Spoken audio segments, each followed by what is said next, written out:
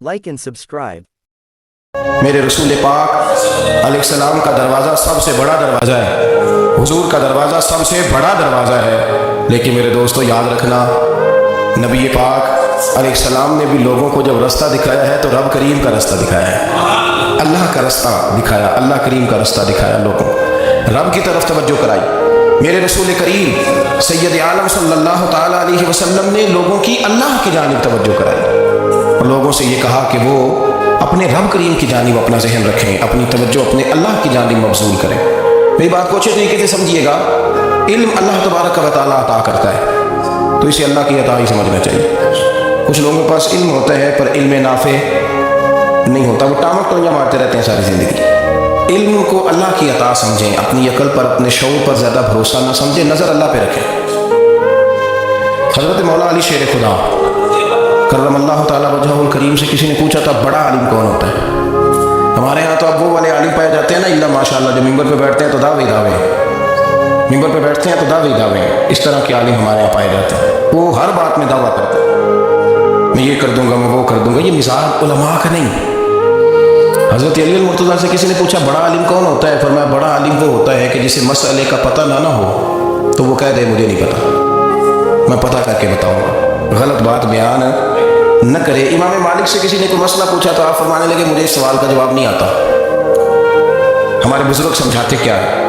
وہ کہنے لگا آپ اتنے بڑے امام ہیں تو اس سوال کا جواب نہیں آتا۔ فرمانے لگے اگر مجھے ہر سوال کا جواب آتا پھر تو میں خدا ہوتا، مجھے ہر سوال کا جواب نہیں آتا، مجھے تو اتنا آتا ہے جتنا میرے رب نے مجھے عطا کر دیا۔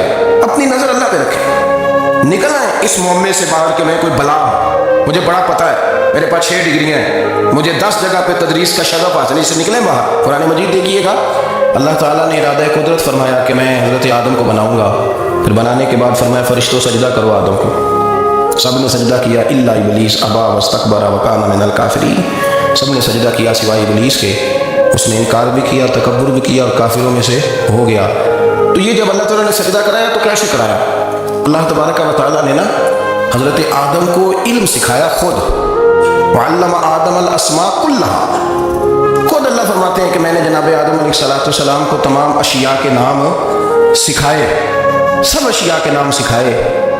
تو وہ چیزیں پھر میں نے نا، اللہ فرماتے ہیں میں نے فرشتوں کو پیش کی، میں نے کہا کہ بتاؤ ان کے نام کیا ہے، تو فرشتوں نے جو جواب دیا وہ سمجھنے والا ہے۔ اللہ نے چونکہ خود علم سکھایا تھا حضرت آدم کو، جناب آدم سکھایا تھا، لیکن فرشتوں کو نہیں سکھایا تھا۔ تو اللہ کریم نے فرمایا فرشتوں یہ بتاؤ ان چیزوں کے نام کیا ہیں؟ تو فرشتے کیا کہتے ہیں؟ فرشتے عرض کرتے ہیں قالوا سبحانک لا علم لنا۔ آپ کبھی یقین کریں اس چیز کی لذت لیں تو مزہ آ جائے۔ کہا قالوا سبحانک، کہنے لگے تو پاک ہے، قالوا سبحانک، کہنے لگے تو بھائی آدم علیہ السلام کو نام سکھا لیے، پھر فرشتوں کے سامنے وہ چیزیں پیش کر کے کہا ان چیزوں کے نام بتاؤ، تو فرشتے کیا کہتے ہیں؟ کہتے ہیں قالوا سبحانک، تو پاک ہے، لا علم لنا، ہمارے پاس کوئی علم نہیں، الا ما علمتنا، ہمیں تو اتنا پتہ ہے جتنا تو نے ہمیں سکھا دیا، ہمیں تو اتنا پتہ ہے جتنا تو نے ہمیں، لا علم لنا، ہمارے پاس کوئی علم نہیں ہے، اتنا ہی پتہ ہے جتنا تو نے ہمیں سکھا دیا ہے، اس سے زیادہ ہمارے پاس علم۔ اور یہ کیوں تو نے ہمیں جتنا سکھایا اتنا پتہ ہے؟ فرشتے یہ نہیں کہتے یا اللہ تو زیادہ سکھا، آدم کو دیا تو ہمیں بھی دے، یہ نہیں فرمایا، فرمایا انک انت العلیم الحکیم، اے اللہ تو علم والا بھی ہے اور حکمت والا بھی ہے، تجھے پتہ ہے کس کو کتنا دینا ہے، جتنا تو نے مناسب سمجھا جناب آدم کو دیا، اور جتنا تو نے بہتر سمجھا وہ تو نے ہمیں عطا فرمایا۔ تو اگر آپ کے پاس علم ہے، کہیں نالج ہے، اس کو اللہ کی عطا سمجھ۔ ہمارے ہاں بہت سارے لوگ بن کے بیٹھ جاتے ہیں، میں اکثر کہتا ہوں کہ پھر وہ دعوے کرتے ہیں میرے علاقے والے جاہل ہیں، میرے شہر والے جاہل ہیں، میرے خاندان والے پڑھے نہیں، یہ آپ کا دعویٰ ہے، یہ آپ کو خراب کر دے گا۔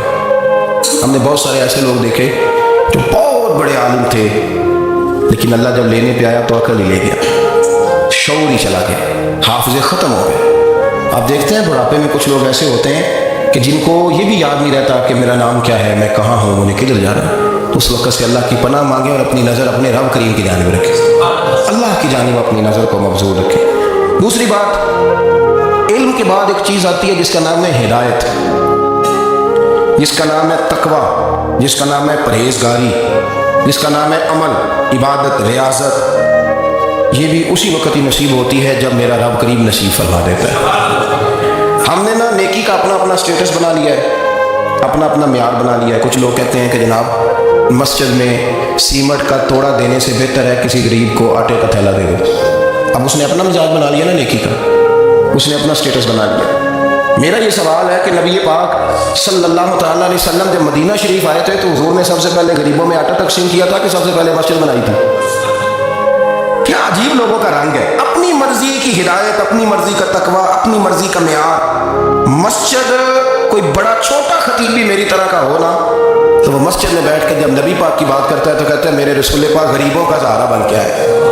وہ غریبوں کی بات کرتا ہے, مسکینوں کی, لاچاروں کی, کمزوروں کی بات. تو مسجد ہی تو وہ ادارہ ہے جہاں سے غریبوں کی بات ہو رہی. تو اب لوگوں نے غریب کو اور مسجد کو لڑانا شروع کر دیا. اس کو لڑاؤ کہ مسجد میں پیسے دینے سے بہتر ہے آپ غریب کو آٹے کا تھیلا دے دیں. آپ یہ کیوں نہیں کہتے کہ مسجد میں بھی آپ تھوڑا دیں ایک سیمنٹ کا اور ساتھ غریب کو بھی خدمت کریں؟ یہ کیوں نہیں تقویٰ؟ اپنی اپنی مرضی کا مزاج, اپنی اپنی. کچھ لوگ کہتے ہیں چھوڑو جی ساری زندگی انسان نماز پڑھتا رہے اور پھر گالیاں بھی دیتا رہے, بندہ داڑھی بھی رکھ لے اور جھوٹ بولنا بھی نہ چھوڑے. تو یہ آپ نے اپنے پاس سے تقوی کا معیار بنایا. گالی دینے کا گناہ ہے اور داڑھی رکھنے کا ثواب ہے. تو اگر آپ داڑھی رکھے ہوئے ہیں اور آپ کوئی غلطی کر رہے ہیں تو اس سے آپ کی داڑھی کا ثواب ختم ہے. اللہ کرے آپ کو سمجھ آئے میری بات. آپ کوئی غلطی کر رہے ہیں, داڑھی کا ثواب اس سے ختم ہے. وہ اپنی جگہ پہ قائم ہے چیز. اپنی مرضی کا کیوں تقوی کا معیار بناتا ہے؟ تقوی کا مزاج اپنی مرضی کا نہ بناؤ. اللہ کی بارگاہ سے دعا مانگو کہ یا اللہ ہمیں ہدایت کا نور عطا فرما. اللہ تو ہمیں رستہ دکھا, تو بتا کہ ہدایت کیا ہے. تیرا فرماتا ہے اللہ ولی الذین آمنوا, اللہ مومنوں کا مددگار ہے. یخرجہم من الظلمات الی النور, وہ انہیں اندھیروں سے نکالتا ہے اور نور کی طرف روشنی عطا فرماتا ہے. اندھیروں سے نور کی طرف اللہ لاتا ہے. اللہ ولی, اللہ مومنوں کا ولی ہے, وہ انہیں اندھیروں سے نور کی طرف نکالتا ہے. ہدایت ہمیشہ اللہ کی طرف سے سمجھو. جب وہ نماز کی توفیق دیتا ہے تو اپنے فضل سے دیتا ہے. جب وہ ذکر کی توفیق دیتا ہے تو اپنے فضل سے. ہم سمجھتے ہیں ہو جی فلانا نہیں پڑھ رہا بڑا بیوقوف ہے, فلانا نہیں پڑھ رہا, تو تم کیا اپنی عقل کے طور پہ پڑھ رہا ہے؟ میں بھی اللہ کے فضل سے 2 پارے پڑھتا ہوں, تو کس پہ احسان کرتے تو 2 پارے پڑھ کے رویا کر. اگر مالک تو بڑا قریب نہیں, بڑے لوگ ہیں جن کو پورا قرآن حفظ ہے پر انہیں پڑھنے کی توفیق نہیں. تو نے فضل کیا اور مجھے توفیق دے دی ہے پڑھنے. رویا کر, پڑھ کے رویا کر. راتی ساری کر کر زاری, وہ نیند اکھاں تھی توندے تے فجرے وہی گناہگار کا آمن سب تو نیوے ہوندے. مہربانی کرے, ڈرے, نیکی کرے تو پھر ڈرے, پھر احساس پیدا کرے, پھر اپنے اندر وہ کمزوری لائے کہ توبہ توبہ مجھے تو پتہ ہی نہیں, وہ جانتا ہی نہیں. حضرت سیدنا امام اعظم ابو حنیفہ رحمۃ اللہ تعالیٰ علیہ کے ساتھ ایک شخص کہتا ہے میں نے نماز پڑھی تو عشاء کی نماز تھی. یہ جو لوگ بڑے ہوتے ہیں نا, جن کے پیار کرنے والے بڑے ہوتے ہیں, ان کے دل خوف بھی بڑا ہی ہوتا ہے, انہیں بڑا ڈر لگتا ہے, بڑی بعض اوقات آزمائش ہوتی ہے. عشاء کی نماز کہتے پڑھی تو امام صاحب نے نا عشاء کی نماز میں تلاوت کی آیتیں فَمَن يَعْمَلْ مِثْقَالَ ذَرَّةٍ خَيْرًا يَرَهُ وَمَن يَعْمَلْ مِثْقَالَ ذَرَّةٍ شَرًّا يَرَهُ. فرمایا جو ذرہ برابر خیر کرے گا وہ بھی قیامت میں دیکھے گا, اور جو ذرہ برابر شر کرے گا وہ بھی قیامت میں اس شر کو دیکھے گا, اس کے سامنے آئے گا. تو وہ شخص کہتا ہے کہ سارے لوگ نماز پڑھ کے چلے گئے تو امام صاحب رحمۃ اللہ علیہ نے اپنی داڑھی پکڑی, رو رہے ہیں. کہتے ہیں اور ذرہ برابر نیکی کا بدلہ دینے والے, وہ ذرہ برابر شر پہ سزا دینے والے میری سفید داڑھی کو دیکھ. مالک میرے ذرے ذرے سامنے نہ لانا. لوگ تو میری بڑی قدر کرتے ہیں دنیا, میں تو بڑا پہچانا جاتا ہوں, لوگ تو میری راہوں میں پھول لیے کھڑے ہوتے ہیں, مجھے بڑا نوازتے ہیں. قیامت میں رسوا نہ کر دینا, میرے لیے مشکل ہو جائے. وہ کہتے ہیں میں نے امام صاحب کا درد دیکھا, مجھے کوئی کام تھا تو میں چلا گیا. میں نے کہا کہ وہ اس وقت اللہ کی حضور حاضر ہے تو میں دوبارہ آؤں گا. کہتے ہیں میں تہجد کا وقت آیا تو امام صاحب وہیں بیٹھے تھے اور ان کی داڑھی آنسوؤں سے بھری ہوئی تھی اور زور سے داڑھی پکڑی. Like and subscribe.